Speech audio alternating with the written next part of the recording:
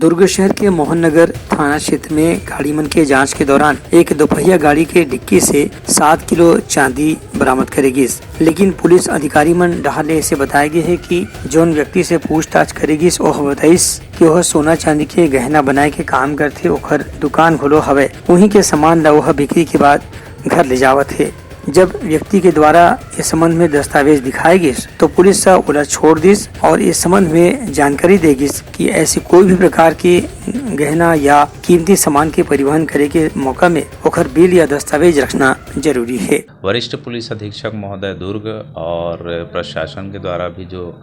आदर्श आचार संहिता जो लागू है उसके तहत पूरे दुर्ग क्षेत्र में एसएसटी टीम एफएसटी की टीम के तहत जो चेकिंग की कार्रवाई की जा रही है, उसी दरम्यान जो हमारी एसएसटी की टीम और पुलिस की टीम ग्रीन चौक में चेकिंग की कार्रवाई कर रही थी। उस दरम्यान एक दोपहिया वाहन है, उसे चेकिंग के दरम्यान 8 किलो चांदी बरामद हुई है,